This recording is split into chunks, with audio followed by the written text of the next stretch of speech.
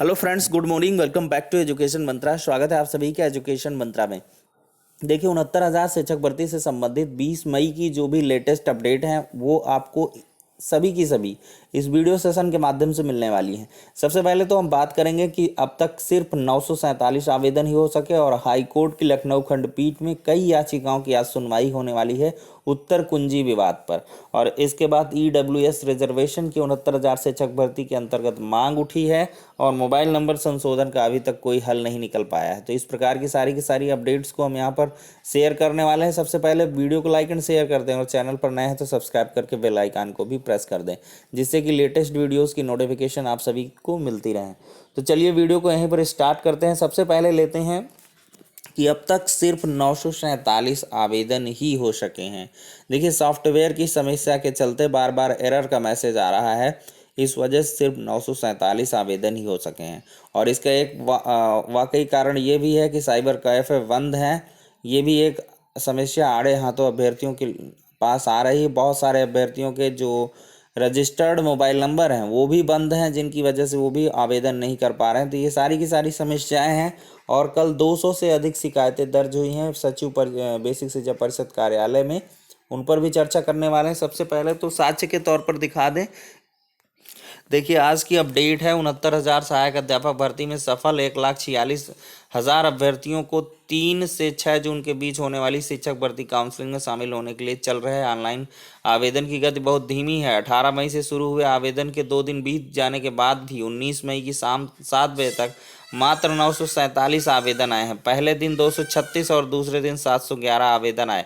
सचिव बेसिक शिक्षा परिषद विजय शंकर मिश्र का कहना है कि 18 से 26 मई के बीच आवेदन प्रक्रिया पूरी करनी है। इस बार लॉकडाउन के चलते आवेदन के लिए 9 दिन का समय दिया गया है, जबकि पूर्व में 68,500 शिक्षक भर्ती में 7 दिन का ही समय दिया गया था। साइबर कैफे बंद होने से आवेदन की गति धीमी है। परीक्षा में सफल अभ्यर्थियों का कहना है कि उन्हें आवेदन करने में परेशानी हो रही है। डीएम से साइबर कैफे खुलवाने की मांग की गई है। और देखिए, एक बड़ी अपडेट है कि मोबाइल नंबर बदलवाने पहुंच गए परिषद कार्यालय। शिक्षक भर्ती के लगभग 20 से 25 अभ्यर्थी मंगलवार को दोपहर उत्तर प्रदेश बेसिक शिक्षा परिषद कार्यालय पहुंच गए। इन अभ्यर्थियों का कहना था कि उन्होंने आवेदन के साथ जो मोबाइल नंबर लिखा था वह बदल गया है। इस बारे में सचिव की ओर से आवेदन की नियमावली में कोई जानकारी नहीं है।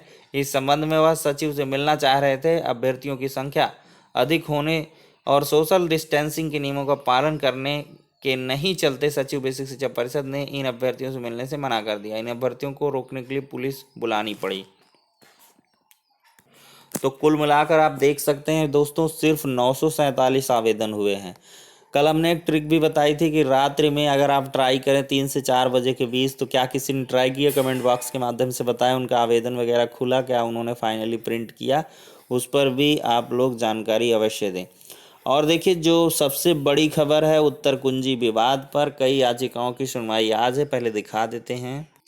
देख रहे हैं, ये केस स्टेटस है services single 8057 of 2020 Rajiv Kumar Shukla का, state of UP through additional chief secretary basic education and others. और देखिए यहाँ पर क्या है कि वही उत्तर कुंजी विवाद पर है। कुल मिलाकर ये 3 याचिका है, 1 2 3, 8041 ऑफ 2020, 8056, 8057। रेखा वर्मा, ऋषभ मिश्रा, राजीव कुमार शुक्ला, ये तीनों की तीनों याचिकाएं उत्तर कुंजी विवाद पर हैं और आज इनकी सुनवाई मनीष माथुर जी की बेंच में होने वाली है। तो कुल मिलाकर जैसे भी जिस प्रकार की अपडेट होगी उसके बारे में आपको अवगत करा दिया जाए। यहाँ पर समाचार पत्र में भी देख सकते हैं कि सहायक अध्यापक भर्ती परीक्षा 69,000 के मामले में उत्तर कुंजी आपत्तियों से संबंधित विवाद आखिरकार हाईकोर्ट पहुँच गया है। कई अभ्यर्थियों ने याचिका दाखिल करते हुए विवादित उत्तरों के संबंध में कमेटी का गठन कर उसकी रिपोर्ट के आधार पर पुनर्मूल्यांकन की मांग की। वहीं अंतरिम राहत के तौर पर चयन प्रक्रिया पर रोक लगाने की भी मांग की गई है। ऋषभ मिश्रा वार्ने की ओर से दाखिल उक्त याचिका की सुनवाई के लिए बुधवार को न्यायमूर्ति मनीष माथुर की एकल सदस्यीय पीठ के समक्ष सूचीबद्ध हो चुकी है। याचियों के अधिवक्ता अमित सिंह भदौरिया ने बताया कि 8 मई 2020 को जारी उत्तर कुंजी में 4 उत्तरों को लेकर अभ्यर्थियों ने अपील की है। आपत्ति के संबंध में अभ्यर्थियों ने संबंधित अधिकारियों के समक्ष अपना पक्ष रखा था, लेकिन कोई सुनवाई न होने पर हाईकोर्ट की शरण लेनी पड़ी। जिन प्रश्नों को लेकर विवाद में है उनमें भारत में गरीबी का आकलन, नाथ संप्रदाय के प्रवर्तक, सामाजिक प्रेरक व एक परिभाषा से संबंधित प्रश्न हैं। तो कुल मिलाकर लखनऊ खंडपीठ में दोस्तों देख सकते हैं ये 4 जो है प्रश्नों पर आपत्तियां हैं। जबकि अगर इलाहाबाद खंडपीठ की बात करें तो वहाँ भी जल्द जो है अर्जेंसी एप्लीकेशन एक्सेप्ट हुई है, लेकिन वहाँ पर टेक्निकल इशू रहता है जिसकी वजह से ये फाइलिंग नहीं हो पाती, लेकिन जल्द ही आपको आंसर की विवाद पर वहाँ भी सुनवाई देखने के लिए मिल जाएगी। तो आज देखते हैं क्या कुछ इस सुनवाई में होता है लखनऊ खंडपीठ में। जैसी भी जो भी अपडेट निकल के आएगी आप सभी के समक्ष शेयर की जाएगी। अब अगली अपडेट के बारे में हम बात कर लेते हैं EWS रिजर्वेशन के बारे में। देखिए 69,000 शिक्षक भर्ती के अंतर्गत EWS रिजर्वेशन जैसी कोई बात नहीं रखी गई है। इसको लेकर अभ्यर्थियों ने खासा विरोध जताया है और इसके बाद कुछ अभ्यर्थी तो यहाँ तक कि हाई कोर्ट की शरण में जाने की तैयारी कर रहे हैं। उनके द्वारा इसे चैलेंज भी किया जाएगा कि EWS रिजर्वेशन दिया जाना चाहिए। देखते हैं क्या कुछ अपडेट है। एक समाचार पत्र में आज खबर भी प्रकाशित हुई है। देखिए 10% की मांग, अभ्यर्थियों का तर्क है कि जनवरी में प्रभावी हुआ आरक्षण पर लागू नहीं हुआ। कहा यदि न्याय न मिला तो न्यायालय का दरवाज़ा खटखटाएंगे अभ्यर्थी। देखिए 69,000 अभ्यर्थी यानी कि EWS के लिए निर्धारित 10% आरक्षण न देने का आरोप लगा रहे हैं। इनका कहना है कि केंद्र सरकार ने आर्थिक रूप से कमज़ोर लोगों, जिन्हें अनुसूचित जाति, जनजाति, अन्य पिछड़ा वर्ग के तहत आरक्षण न लिया हो, को सरकारी विभाग में होने वाली नियुक्तियों और शैक्षणिक संस्थानों में निर्धारित छात्रों की सीटों पर 10% आरक्षण देने का फैसला लिया था। इसके लिए विधेयक पारित कर राष्ट्रपति के अनुमोदन के बाद 12 जनवरी 2019 को गजट जारी करते हुए 14 जनवरी 2019 से लागू कर दिया गया। यूपी में भी इसी दिन से यह लागू किया गया था। फैजाबाद में शिवम पांडे का तर्क है कि यदि शिक्षक भर्ती की विज्ञापन तिथि 5 दिसंबर 2018 को ही मूल विज्ञापन की तिथि माना जाए तो अभ्यर्थियों को EWS वर्ग के तहत आरक्षण नहीं मिलेगा। जबकि हाई कोर्ट ने सुनवाई के बाद अपने फैसले में लिखित परीक्षा को शिक्षक चयन और नियुक्ति प्रक्रिया में शामिल होने के लिए न्यूनतम अर्हकारी परीक्षा माना है। साथ ही स्पष्ट किया गया है कि शिक्षक भर्ती परीक्षा शिक्षक चयन व नियुक्ति प्रक्रिया का हिस्सा नहीं है। इस प्रकार 69,000 शिक्षकों की चयन और नियुक्ति प्रक्रिया 18 मई 2020 से शुरू मानी जाएगी। इसमें उत्तर प्रदेश के आर्थिक रूप से कमज़ोर लोगों के लिए 10% आरक्षण के लाभ को मिलना चाहिए। यदि कोटा नहीं मिले तो इसके लिए न्यायालय का दरवाज़ा खटखटाएंगे।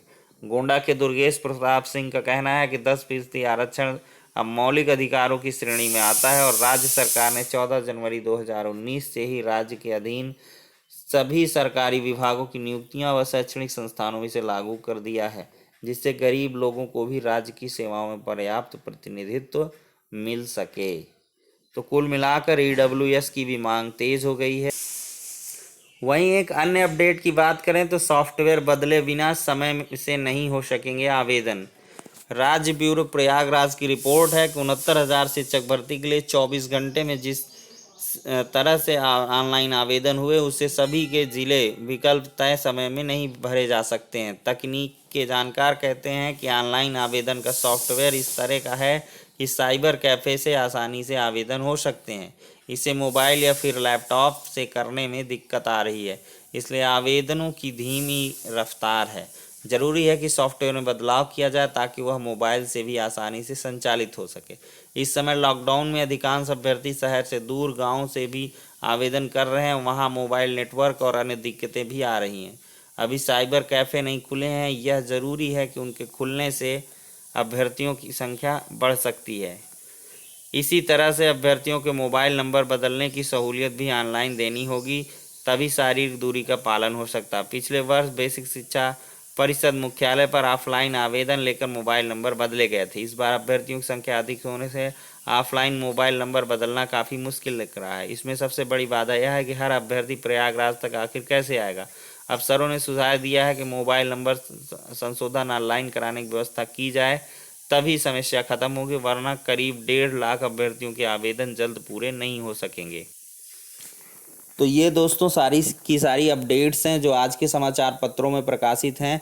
बहुत ही इंफॉर्मेटिव हैं कि मात्र 947 आवेदन हुए, उत्तर कुंजी विवाद पर सुनवाई है, किन 4 प्रश्नों पर सुनवाई है ये भी आपने देखा। ईडब्ल्यूएस रिजर्वेशन की भी मांग उठ चुकी है और मोबाइल नंबर संशोधन का अभी तक कोई हल निकल के नहीं आया है। आई थिंक आज देर शाम तक या दोपहर बाद कोई न कोई सोल्यूशन अधिकारियों के द्वारा अवश्य दिया जाना चाहिए और ऑनलाइन तरीके से आपके आवेदन पत्र की हार्ड कॉपी की फ़ोटो और पैन कार्ड, आधार कार्ड के ओरिजिनल कॉपी की फ़ोटो और इसके बाद एक शपथ पत्र के प्रारूप में स्वहस्ताक्षरित अभ्यर्थी का जो डिक्लेरेशन है, घोषणा पत्र, इनकी कॉपी मंगवाई जा सकती है ईमेल के जरिए और सारी की सारी डिटेल्स भरवाई जा सकती है, नाम, पिता का नाम, इच्छित मोबाइल नंबर, पूर्व का मोबाइल नंबर, जिससे कि मोबाइल नंबर करेक्ट हो पाए। लेकिन जब तक ऑफिशियली अनाउंस नहीं होता दोस्तों, कुछ भी कहना गलत होगा, तर्कसंगत नहीं है। तो ऑफिशियली जब कंफर्मेशन हो जाएगा तब आप लोगों के समक्ष फिर आएंगे। लेकिन फ़िलहाल के लिए ये है कि अभ्यर्थियों ने हर एक चीज़ की डिमांड रखी है।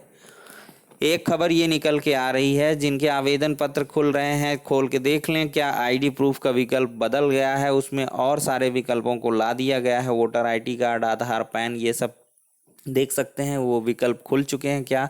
मात्र पहले 3 आवेदन के विकल्प थे, तो उसको भी कमेंट करके बताएं। तो नेक्स्ट वीडियो में अब दोस्तों मिलते हैं, तब तक के लिए शुक्रिया, धन्यवाद।